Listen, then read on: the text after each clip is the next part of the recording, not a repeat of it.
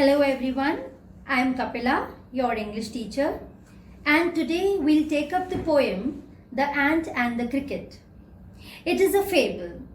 A fable is a story with animals as its characters, and it also has a moral at the end of it, a lesson that we can learn at the end of it. And this poem or this story has been taken from Aesop's fable. The poem talks about a cricket which is very lazy and it doesn't do any work, then keeps on going to other creatures like ant over here and asking for help. Let's read the poem, but before we read it, we shall have a look at some words which have been used here in this poem. Accustomed, crumb, starvation, famine, dripping, trembling, miserly, grant, mouthful, borrow, lend, quoth, gay, hastily, warrant. Let's read the poem now. A silly young cricket, accustomed to sing through the warm, sunny months of gay summer and spring, began to complain when he found that at home his cupboard was empty and winter was come. Not a crumb to be found on the snow-covered ground. Not a flower could he see, not a leaf on a tree. Oh, what will become, says the cricket, of me? At last, by starvation and famine made bold, all dripping with wet and all trembling with cold, away he set off to a miserly ant to see if, to keep him alive, he would grant him shelter from rain and a mouthful of grain. He wished only to borrow, he'd repay it tomorrow. If not, he must die of starvation and sorrow. Says the ant to the cricket, I'm your servant and friend, but we ants never borrow, we ants never lend. But tell me, dear cricket, did you lay nothing by when the weather was warm? Quoth the cricket, not I.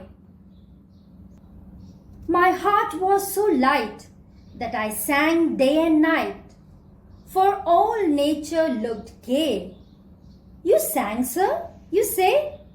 Go then, says the ant, and dance the winter away. Thus ending, he hastily lifted the wicket, and out of the door turned the poor little cricket. Folks call this a fable. I'll warrant it true. Some crickets have 4 legs and some have 2. Now, if we see the first and second stanza, we find that there's a cricket who's really foolish because he is in a habit of singing their songs and he spends the happy, the gay summer and spring seasons in singing the songs only. And when the winter approaches and the winter comes, he goes to his home to find that his cupboards are empty. And there was not a crumb of food, no piece of food was there. He also saw that the whole ground there outside was covered with snow. There was not a single flower on it and no tree had leaves on it. So he thought that what would become of him? What would happen to him now? He had nothing. So he was frenzied and he did not know what to do. Now, if we see the next 2 stanzas, we find that because of starvation, because he was hungry, and because there was scarcity of food, very less food was there, so he became bold, he became courageous. Anyhow, he thought of going to the ant to ask for help. Now he knew that the ant was a miser creature. Miser creature is the one who cannot give away things very easily. So he went out. Now because it was very cold there, he was dripping. He became wet. The water droplets, they were falling from all over the body, and he was trembling with cold. But still he went to the miserly ant, and he thought of asking him if he could grant him, if he could give him some shelter, that is a place to live in there, and save him from the cold that was there, and also a little bit of grain so that he may feed himself. So that he went there to ask for, and he also thought that he would only be borrowing it. He would take it just as a loan from the ant, which he would return him back tomorrow, that is some days after, whenever the whole ambience would be good, the weather would be good, then he would return it back. And only that could be done if he would be saved through the ant's help from starvation and sorrow. He was really very sad because he was hungry and he was starving. So if he would be saved from that, then he would return the money that he would be borrowing from the ant. The next stanza is a conversation between the ant and the cricket. Here, the ant tells the cricket that he was his friend and servant, but the ants had a principle in life, and that was neither they borrowed anything nor they lended anything.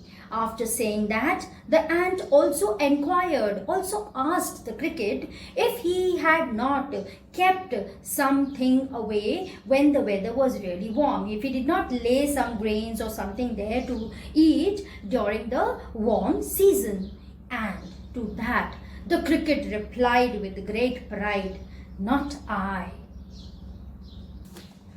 The cricket further explained that he was really happy. His heart was elated with happiness. The whole of the nature, the warm, sunny season, that was really happy and beautiful. And he spent day and night in singing only.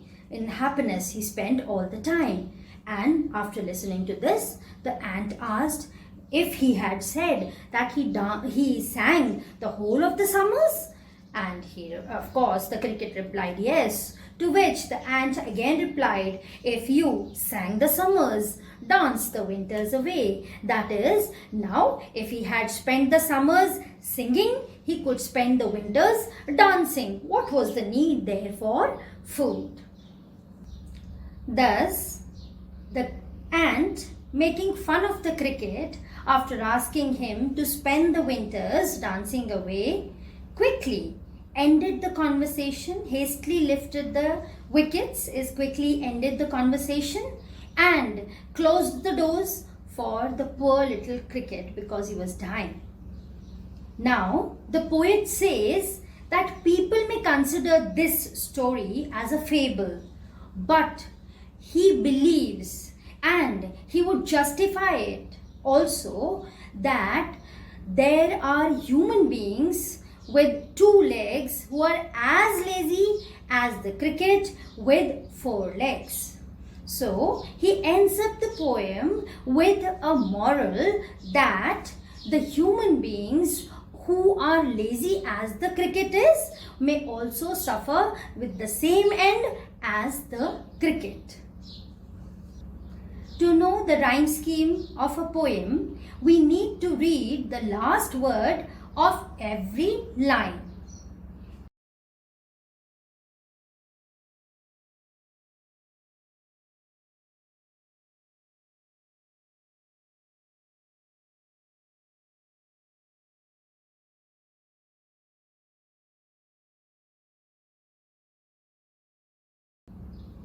Now, let's do the question answers. The first question is, the cricket says, "Oh, what will become of me?"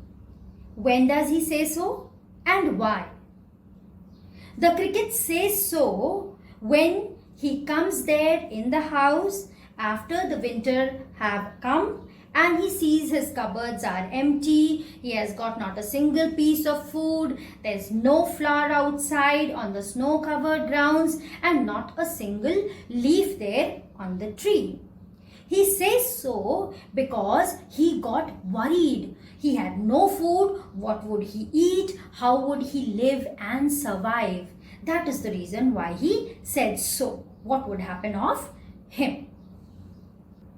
Now, if you read the second question, it asks us to find a line from the poem which is very much similar to the line that's given over here. So the line is, we ants never borrow, we ants never lend.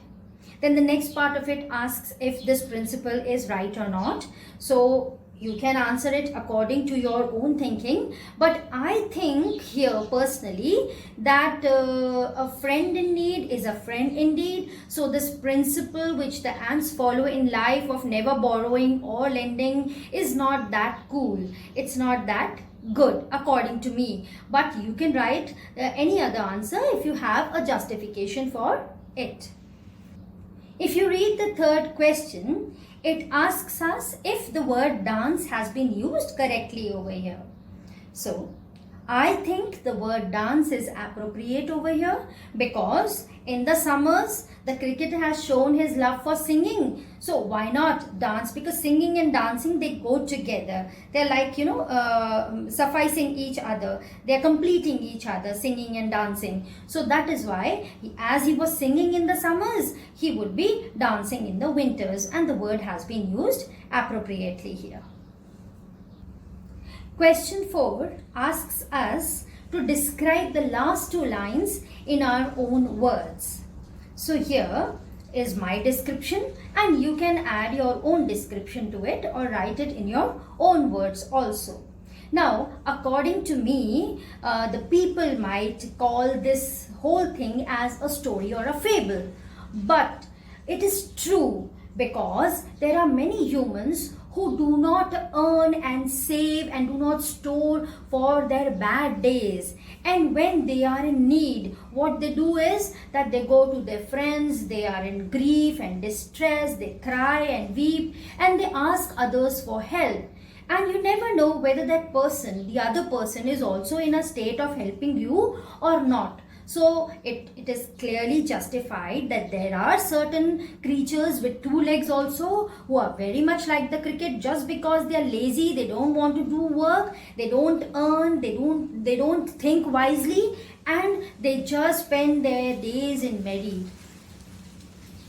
You can add your own description also. This is mine. Now children, if you know any other beautiful fable which you have heard or read of, you can write that in your own language. That's all for now. We'll meet in the next video and you can download the book from the link given below in the description.